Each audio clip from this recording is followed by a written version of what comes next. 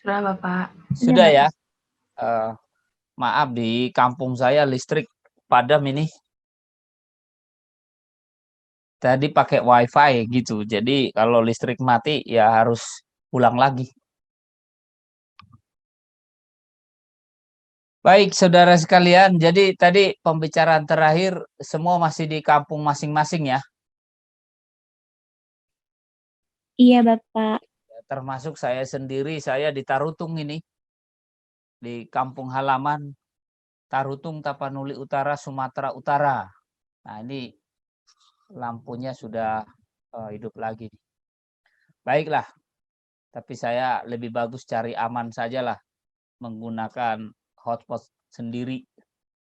Baik, saudara sekalian, sekarang peserta 83 berarti paling minus 2 orang ya kalau pesertanya 84. Karena di sini kan ada saya dan tim IT. Baik, saudara sekalian, kita akan mulai. Nah, benar tadi ya, tahapan ini bisa dilakukan ya. Oke, baik. Sekarang, saudara sekalian, kita masih akan latihan soal dulu. Kalau tadi kan diulang, kemudian Anda jawab lagi. Kalau masih salah, kembali ke materi lagi. Nah, kalau sekarang saya akan memberikan waktu nanti 2 menit untuk 5 soal BS. Kemudian masing-masing nanti kita coba, karena anak gizi itu kan pintar-pintar ya. Kita coba nanti 30 detik untuk soal ABCD ya. Nah, jawabannya Anda catat sendiri atau dicatat di hatinya juga bisa ya. Yang penting jawabannya diingat ya. Jelas ya petunjuknya. Nanti saya akan tayangkan misalnya begini nih. Misalnya ini ada 5 soal. Nah, 5 soal ini akan saya beri waktu 3 menit untuk mengerjakan ini. Ya. Atau mungkin ini 2 menit lah ya, untuk 5 soal ini 2 menit. Kemudian nanti untuk ABCD itu masing-masing 30 detik. Baik, kita mulai ya. Silakan Anda catatkan jawaban Anda di dalam kertas atau diingat saja pun jawabannya boleh. Saya tayangkan. Silakan.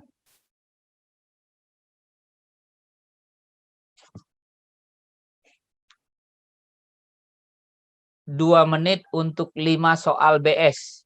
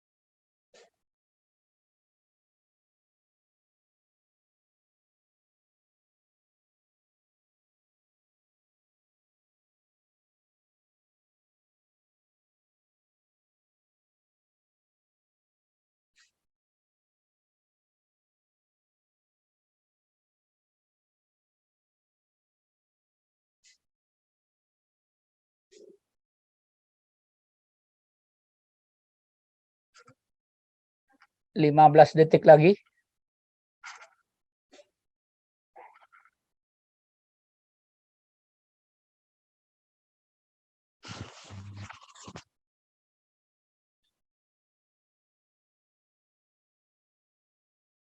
Sekarang ABCD. 30 detik.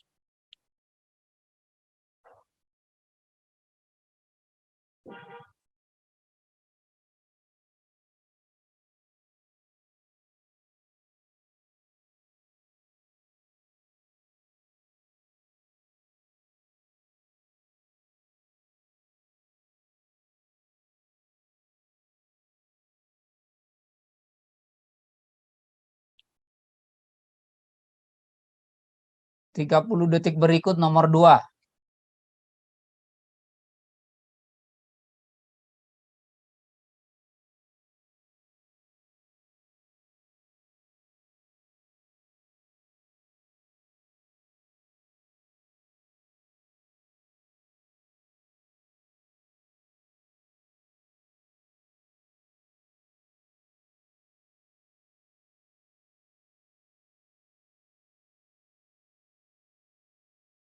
Tiga 30 detik berikut nomor 3.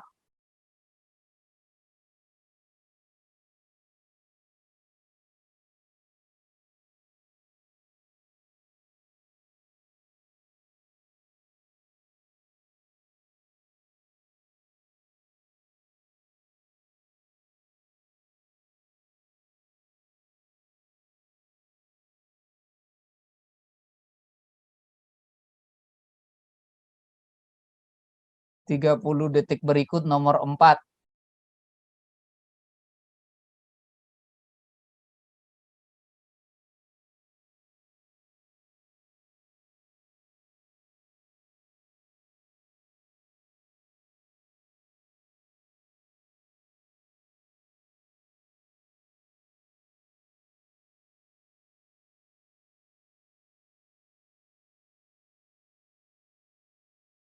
Tiga 30 detik berikut nomor 5.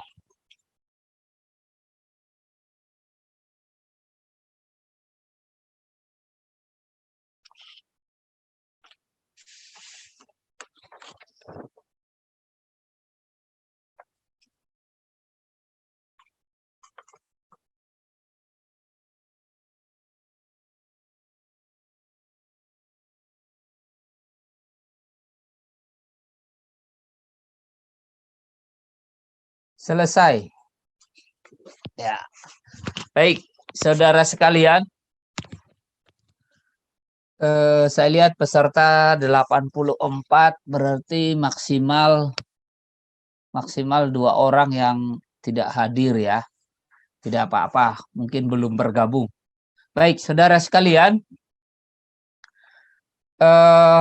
Ada yang ingin membacakan jawabannya untuk BS?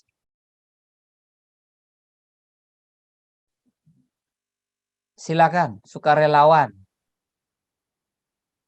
Misalnya nomor 1 B, nomor 2 S, dan seterusnya sampai 5. Saya Milatul, silakan. jawaban saya 1 benar, 2 salah, 3 benar, 4 salah, 5 benar. Oke, baik. Bisa dikirimkan di kolom chat siapa yang sama, sebut saja sama. Kalau berbeda, wah misalnya nomor 4 saya jawab B, misalnya. Contoh, silakan. Saya mau lihat ininya.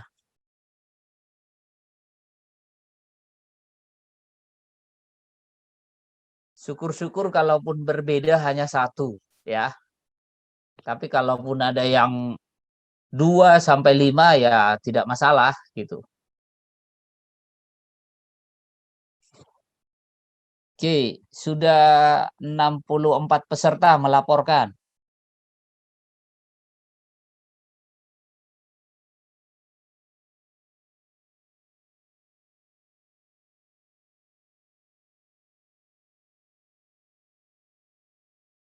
Oke. Baik, mungkin yang lain ini ya, yang lain tadi belum bergabung atau bagaimana? Silakan diteruskan saja nanti. Sekarang kita pindah dulu ke nomor pilihan ganda. Ada sukarelawan lagi? Saya boleh, Pak. Silakan, Nisfa. Silakan. Dari 1 sampai 5 jawabannya B, C, A, D, C. B, C, A, D, C. Wah, ini luar biasa ini gizi nih. Silakan. Hal yang sama seperti BS tadi. Silakan dituliskan di kolom chatnya. Tadi kan jawaban teman kita Nisfa itu nomor 1 B, nomor 2 C, nomor 3 A, nomor 4 D, nomor 5 C. Silakan teman-teman yang lain diinfokan di chat. Kalau tadi kan masih cerita BS.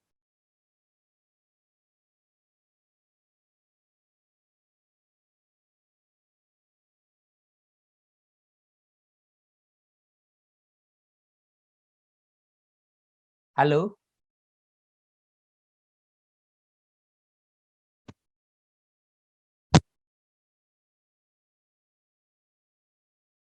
Apa suara saya terdengar? Dengar, Bapak. Iya. Pak. Belum ada yang melaporkan? Sudah, Bapak. Sudah, Pak. Sudah banyak, Pak. Sudah itu. Oh, tidak hanya tadi udah pilihan ganda yang dilapor ini ya? Iya, Pak. Iya, Bapak. Sudah 62 ya. Ada lagi?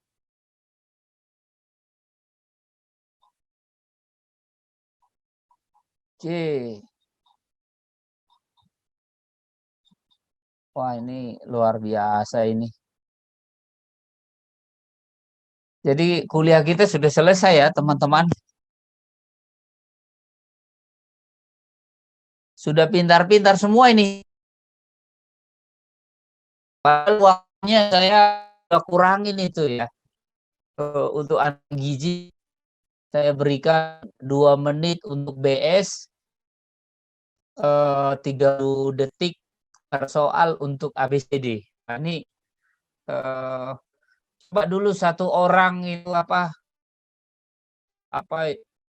yel-yelginya itu.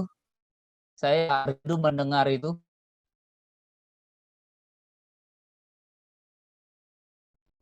Apa itu semangat gizi itu loh, apa? Belum ya? Belum diajarkan kakak kelas ya?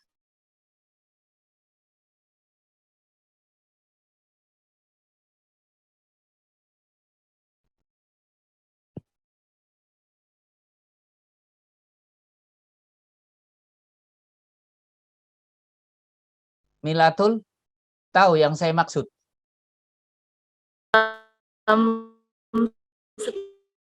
Sepertinya pernah tahu, Pak. Cuman saya lupa, soalnya tidak pernah diaplikasikan ya seperti itu begitu. Oh, belum. Ya kalau misalnya saya menyapa selamat pagi gitu. Pasti ada jawaban yang khas dari gizi itu. Belum pernah dengar ya? Belum, Bapak. Belum ya? Wah, harus belajar dari anak semester 5 itu. Jadi ceritanya tahun lalu itu saya pegang kelas praktikum itu anak gizi. Jadi sudah lama saya tahu bahwa teman-teman dari gizi ini pintar-pintar semua seperti itu. Ya, baik. Saya akan ulas sedikit, tapi kalau melihat jawaban saudara, sebenarnya relatif kita tidak perlu lagi ibaratnya kuliah gitu. Nah, tapi saya ingin menegaskan satu hal ini, teman-teman, saudara sekalian. Utamanya nomor 1 nih. Ini karena ada hubungannya dengan makanan ini. Jadi, saudara sekalian, makanan saja pun, nah ini mohon maaf ini Ramadan masih pagi sudah bicara makanan gitu ya. Tapi kuliahnya juga begitu kan? Bersama Pak Budi atau siapa itu dosen-dosen pangan itu. Nah, makanan saja saudara sekalian mesti berarti harus. harus dilegitimasi oleh budaya seperti itu. Ya, makanan rendang di daerah Padang, wah itu luar biasa itu, pasti sangat lezat, enak, dan seterusnya. Dan itu tentu pada masyarakat Padang, wah itu sesuatu yang halal seperti itu. Artinya dilegitimasi oleh budaya seperti itu. Tapi berbeda dengan saudara kita di India, di Bali, utamanya umat Hindu. Wah itu bukan makanan yang halal buat mereka, ya. Bukan soal halal atau tidaknya, tapi paling tidak tidak dilegitimasi oleh budaya mereka. Ya, tidak dilegitimasi oleh budaya mereka untuk memakan itu. Gitu. Jadi itu contohnya saudara sekalian, mengapa makanan itu mesti dilegitimasi oleh budaya. Jadi betapa kuat budaya itu mempengaruhi, nah ini, mempengaruhi kehidupan masyarakat. Jadi kalau di materi-materi sebelumnya, saya yakin saudara sudah sangat paham bagaimana budaya itu. Mendefinisikan masyarakat saja kita, masyarakat adalah sekelompok orang yang tinggal dalam waktu yang relatif lama.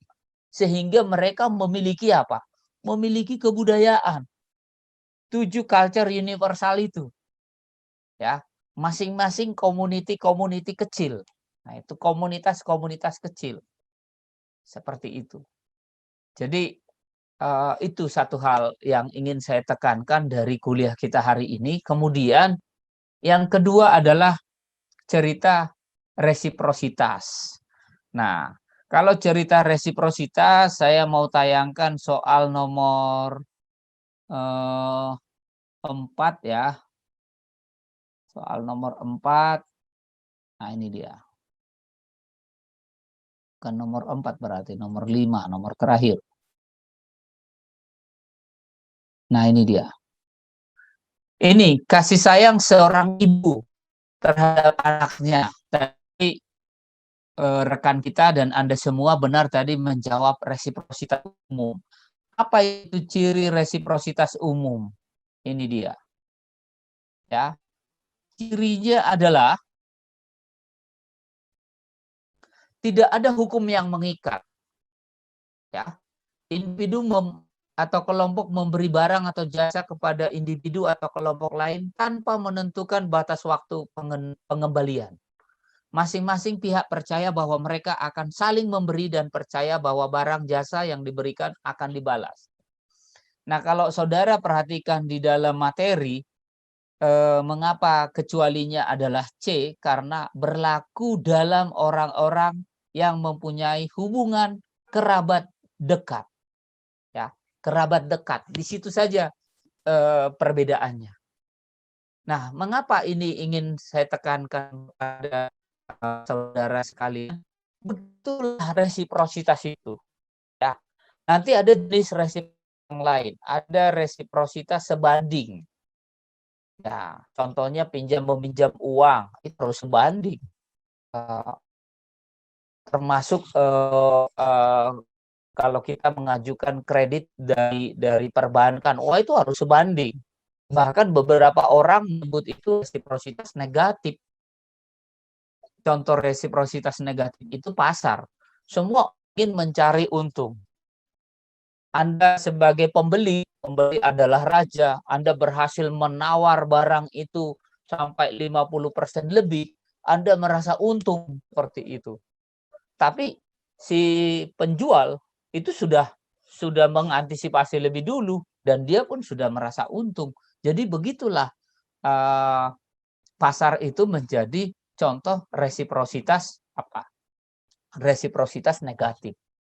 Nah, berbeda dengan resiprositas umum tadi, hanya moral yang mengontrol. Kasih sayang seorang ibu, ya siapa yang tidak sayang atau ibu mana yang tidak sayang pada anaknya? Idealnya, walaupun kadang ada di luar yang ideal seperti itu. Jadi hanya moral yang mengontrol, tidak ada batasan waktu. Berlaku dalam hubungan kerabat dekat seperti itu. Jadi oleh karena itu saya sering di kelas kuliah itu sampaikan kalau Anda ulang tahun, biasanya kalau Anda ini sekarang ulang tahun, ada yang ulang tahun ke-17 karena anak-anak gizi itu biasanya ada yang 15 tahun lebih juga sudah kuliah. Ada ulang tahun ke-16, 17, 18 lah. Atau paling tidak sampai 19 lah Anda sekarang. Kalau Anda ulang tahun itu, ya jangan menunggu orang tua atau ibu datang gitu. Mengucapkan selamat, jangan gitu. Tapi Anda lah yang harus datang. Terima kasih Ibu sudah melahirkan saya 16 tahun, 17 tahun, 18 tahun, atau 19 tahun yang lalu. Begitulah, supaya berbeda. Anda sudah kuliah di IPB. Orang tua juga akan bangga. Oh iya, setelah anak saya kuliah di IPB ini, dia sudah berubah. Dia makin dewasa. Seperti itu. Nah itulah resiprositas itu saudara sekalian. Cirinya tadi dia simetris. Ya kan? Nah, saling kenal, dekat. Berbeda dengan redistribusi. Nah ini. Redistribusi itu contohnya pajak. Ya, ada orang yang mengkoordinir. Ada orang yang mengkoordinir. Nah, itu redistribusi. Tapi kembali lagi nanti ke kita dalam bentuk yang lain. Kita bayar pajak kendaraan, kembali dalam bentuk apa? Dalam bentuk sarana prasarana transportasi yang diperbaiki atau dibangun oleh pemerintah. Tapi di situ ada apa? Ada pihak yang mengkoordinir. Maka ada kalanya pihak yang superior itu mengeksploitasi seperti itu. Ya. Ya, ini contoh yang baik misalnya. Tadi saudara Lintang misalnya. Ini saudara Lintang laki-laki ya? Ya, Pak. Ya, misalnya saudara Lintang ini mengkoordinir pembuatan jaket gizi. Nah, seperti itu. Nah, saudara Lintang mengkoordinir. Saudara mengumpulkan uang. Nah, sekarang uang yang Anda berikan itu kembali kepada Anda dalam bentuk apa? Dalam bentuk jaket gizi. Seperti itu. Nah, itulah redistribusi itu. Jadi berbeda antara resiprositas dan redistribusi. Seperti itu. Nah, baik resiprositas maupun redistribusi, wah ini berperan penting di dalam apa? Di dalam pemberdayaan masyarakat, pemenuhan gizi seimbang. Nah, kalau di gizi kan itu nomor 1 kan, yang diharapkan itu gizi seimbang kan, bukan gizi lebih seperti saya ini ya, ini udah gizi lebih ini. Ya, tinggi badan 153, berat badan 70. Nah, Anda sudah tahu lah itu. Ya. Tinggi badan 153, berat badan sudah 70. Nah, udah Anda hitung sendiri dengan cepat itu sudah gizi lebih. Nah, seperti itu saudara sekalian. Jadi, kenapa dia berperan? Karena dia tadi mau berbagi dengan resiprositas itu. Apalagi resiprositas umum. Ya. Misalnya ada orang kaya di desa itu. Di sebelah rumahnya atau di sekitar rumahnya banyak orang yang untuk saat ini belum seberuntung yang kaya, misalnya seperti itu. Nah, kalau si yang kaya mau berbagi dengan resiprositas tadi, wah itu ya pemenuhan gizi dari keluarga yang saat ini kurang beruntung tadi, itu akan terpenuhi seperti itu. Demikian juga dengan redistribusi. Redistribusi kalau saya tayangkan slide-nya kepada Anda, ini dia fungsi redistribusi nih. Ini sangat membantu saudara sekalian.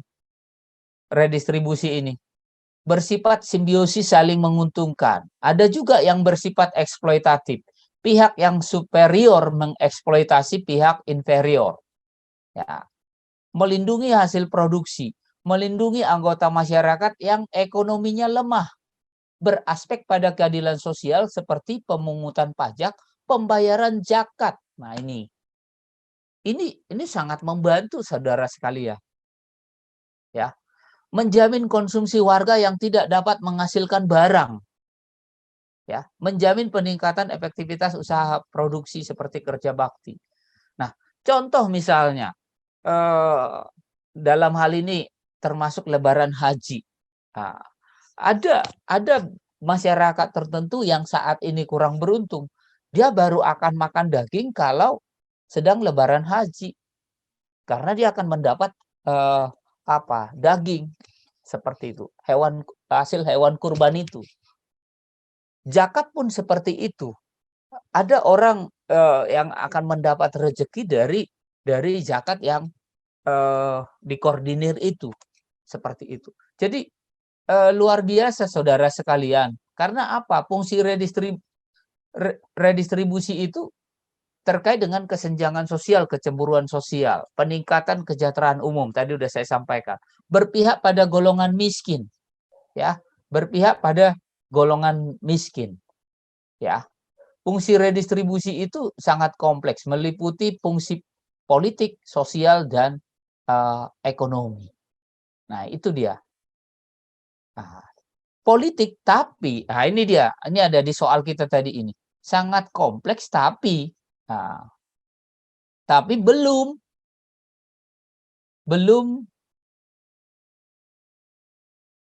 ini dia. Oh bukan, di ABCD rupanya.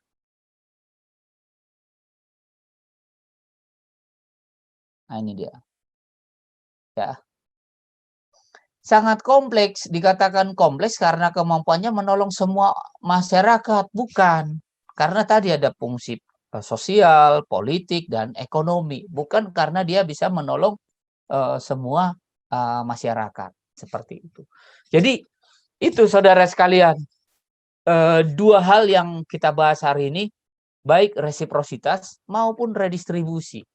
Mengapa kita membahas resiprositas dan redistribusi?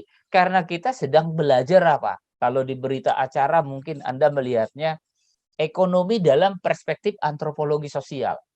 Ya. Tapi kalau temanya adalah antropologi ekonomi.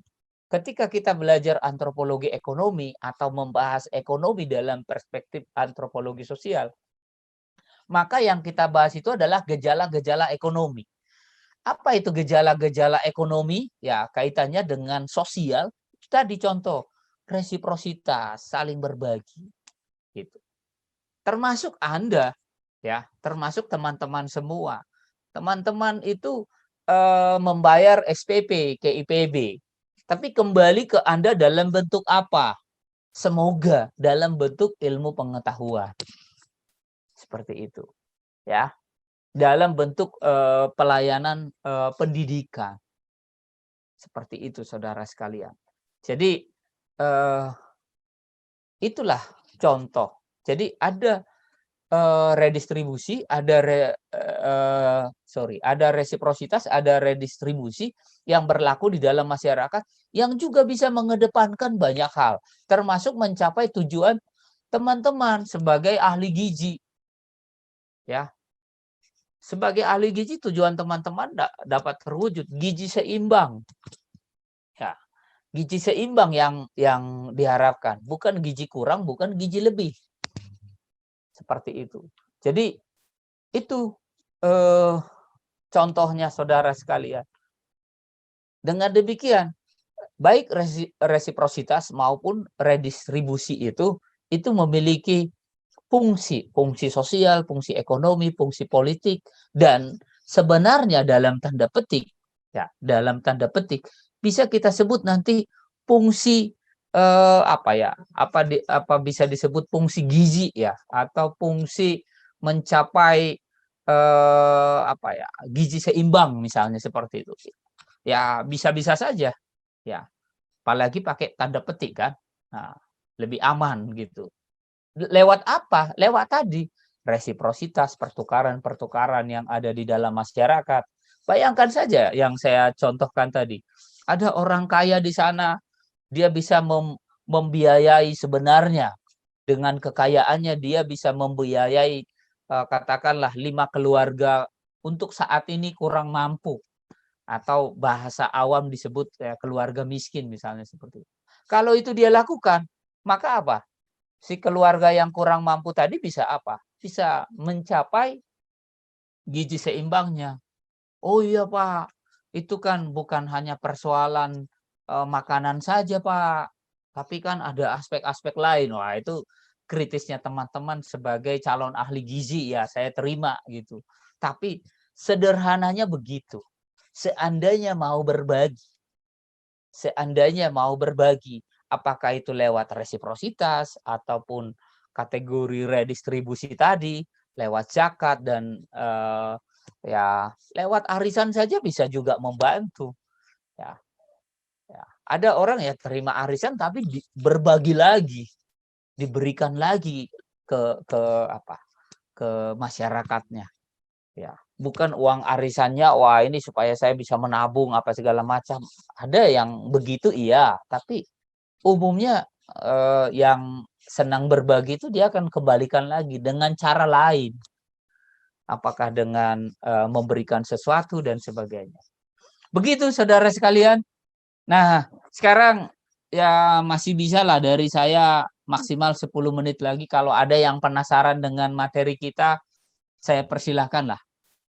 Tapi inti dari perkuliahan kita sebenarnya sudah dapat, dan dari sisi pemahaman, pengetahuan, ya bukan hanya mengingat sebenarnya materi tadi, tapi sudah ada unsur menganalisa gitu, menganalisis.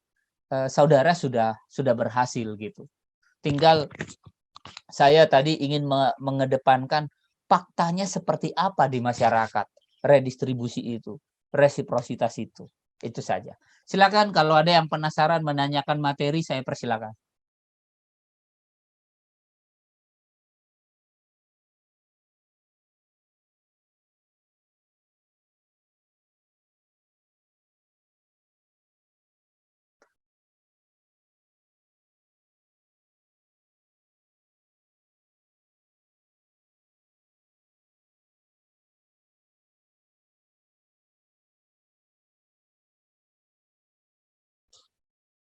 Nabil, Mita ada Mita? Iya Pak, hadir Pak. Mita mau bertanya. Soalnya, ya, silakan. Ya. Mungkin itu ya Pak, saya ingin memastikan saja untuk yang redistribusi itu berarti kan terjadi pertukaran barang gitu, maksudnya awalnya dikumpulkan gitu, kemudian nanti disampaikan dalam bentuk barang juga atau misal jasa. Uang dan sebagainya. Ya, bisa jasa juga. Bisa jasa juga. Ya. Nah, itu tuh apakah misalnya kita tadi yang contohnya itu dipajak ya, kita mengumpulkan pajak, kemudian kembali lagi ke kita dalam bentuk tadi perbaikan jalan dan sebagainya. Apakah akan selalu ada pergantian bentuk itu Pak? Dari yang awalnya uang, kemudian jadi jasa ataupun sebaliknya gitu. Apakah bisa juga kita memberikan jasa, kemudian hasilnya juga jasa gitu? Oh, jasa ke jasa bisa, tapi lebih tepatnya itu ke resiprositas jadinya. Iya. Tapi kalau misalnya uang kemudian kembali dalam bentuk uang itu bisa Pak, atau misalnya contohnya arisan gitu ya Pak, kan kita iya itu arisan, uang kembali dalam bentuk uang lagi. Tapi arisan orang kan bisa berbeda-beda Mbak Mita. Diberikan uang tapi kembali dalam bentuk barang seperti itu. Ya, berarti kalau yang redistribusi itu pasti terjadi perbedaan bentuk gitu ya Pak? Iya. Baik Bapak, terima kasih. Sama-sama itu. Jadi kalau tadi contoh resiprositas itu ya, saya kerja di sawahnya Mbak Mita 2 hari. Nah Mbak Mita harus ganti lagi di sawah saya 2 hari seperti itu. Dan itulah kalau di dalam soal tadi di nomor berapa itu, resiprositas itu ada juga jangka waktunya. Ada jangka pendek, ada jangka panjang. Kalau resiprositas jangka pendek, itu kalau di petani itu ya 1 musim tanam. Kalau di kita kuliah misalnya ya masih semester yang sama gitu. Membalasnya, menggantinya gitu. Tapi kalau resiprositas jangka panjang ya makanya sampai ada resiprositas simbolik. Saya mau menekankan ini. Dikatakan resiprositas simbolik, dia bukan saudara, bukan kerabat dekat, tapi dianggap kerabat dekat. Sehingga setara sahabat, persahabatan. Nah, itulah resiprositas simbolik. Sebenarnya bukan misalnya saudara lintang misalnya, bukan kerabat saya, bukan siapanya saya, tapi bisa jadi bersahabat ke depannya. Atau Anda punya sahabat yang bukan saudara dekat. Itu sebenarnya sudah menjadi contoh resiprositas simbolik. Beda dengan jangka panjang seperti di Bali termasuk di kampung saya, biasanya ada yang tinggal 1 orang di kampung. Supaya apa? Supaya meneruskan hutang adat. Hutang adat orang tua. Pada saat orang tua meninggal, hutang uang tunai bisa langsung dibayar. Tapi hutang adat tidak bisa. Karena nunggu hajatan dulu keluarga si A itu. Bukan langsung, Pak, sebelum Bapak hajatan karena saya mau kembali ke Bogor, saya bayarin semua deh. Nggak bisa. Nunggu dia hajatan baru kita membayar. Seperti itu. Itulah contoh resiprositas jangka panjang. Termasuk kasih sayang ibu tadi. Belum tentu 2 tahun setelah lulus Anda bisa membalas kasih sayang ibu itu. Walaupun itu tak akan terbalas. Gitu. Bisa jadi 10 tahun atau setelah Anda berkeluarga dan sebagainya. Meskipun itu tidak terbalas.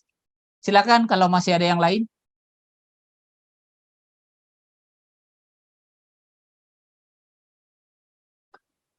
Praktikum lagi jam 9 ya? Iya, ya. Bolehlah maksimal bisa 5 menit lagi. Ada jeda waktu buat Anda istirahat. Tapi kalau sudah jelas, saya bisa saya katakan kalau dari sini banyak yang sama-sama seperti itu, luar biasa pemahaman kelas ini, ya. Semangat gitu. Cuman sayang sekali belum ada yang bisa hafal itu salam gizi itu. Ya, belajar dari kakak semester 5 ya. Padahal itu cocok sekali itu kalau kuliah jam 7 itu cocok sekali penyemangat salam gizi itu. Baik, itu saja saudara sekalian. Kalau memang tidak ada lagi, prinsipnya itu, saya karena teman-teman adalah gizi dan ke depan jadi ahli gizi, ke depan itu apa istilahnya itu tabel daftar komposisi makanan itu loh, tabel gizi itu, ya. Contoh itu Anda bawa ini. Ini adalah tabel gizi nih. Gitu. Pak, ini begini. Nah, tapi di daerah itu belum tentu ada nama-nama makanan itu, nama-nama buah-buahan itu gitu. Maka adaptifnya ahli gizi adalah dia bisa melihat sumber daya lokal, ya. Dan nanti di antropologi ekologi minggu depan itu akan Anda dapat itu, ya. Itu satu. Yang kedua, ahli gizi itu bisa memikirkan bahwa masyarakat itu bisa mencapai gizi seimbangnya lewat apa? Lewat mereka juga, lewat resiprositas tadi, lewat redistribusi tadi, lewat semangat berbagi di masyarakat itu. Itu yang teman-teman harus ini.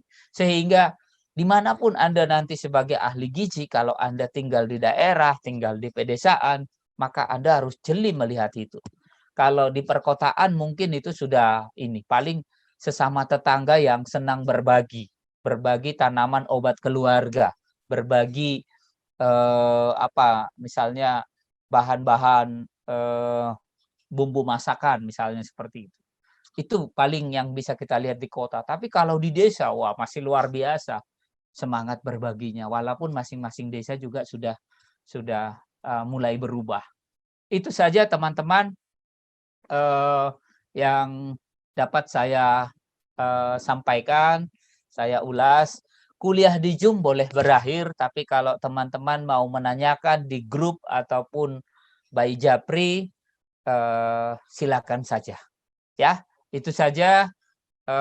Saya kalau mengakhiri kuliah selalu menyampaikan begini. Mari berubah ke arah yang lebih baik, sukses bersama untuk kita. Salam sukses. Saya tidak ingin berubah sendiri, saya tidak ingin sukses sendiri. Saya berharap teman-teman berubah, ya termasuk semangat mencapai gizi seimbangnya, termasuk nanti semangat suksesnya, itu saja. Jadi saya akhiri kuliah hari ini. Mari berubah ke arah yang lebih baik, sukses bersama untuk kita. Selamat pagi, salam sukses. Terima kasih Bapak. Terima kasih Terima banyak. kasih, Bapak. Terima kasih, Bapak. Terima kasih banyak, Pak. Terima kasih, Pak. Terima kasih banyak, Bapak. Sami. Silakan beraktivitas lagi yang lain. Silakan.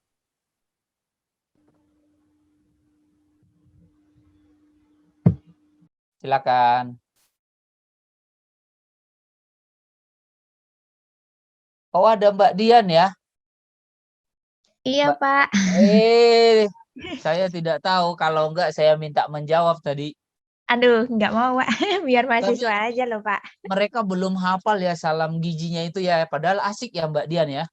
Iya, kayaknya itu kan biasanya diajarkan waktu ini, Pak. Apa namanya? MPF ya atau Iya, MPD ya, MPD. MPD. Nah, Iya, ini iya, mungkin iya. MPD-nya belum atau Belum gimana? ya. Iyalah Mbak Dian, tapi yang pasti mereka lihatlah ini sekali. Kalau kemarin anak KPM masih ada yang salah satu, salah dua gitu. Kalau ini kan hampir 100% ya. Iya, ini juga pengaruh ini juga sih, Pak. Kan Apa itu? yang gizi kuliahnya hari Jumat. Iya.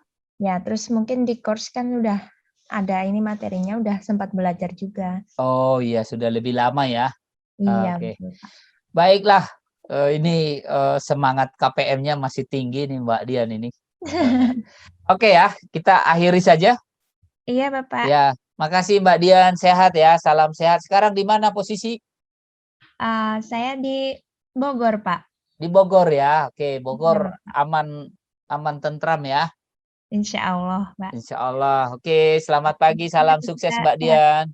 Iya, Pak. Sehat selalu, Bapak. Amin.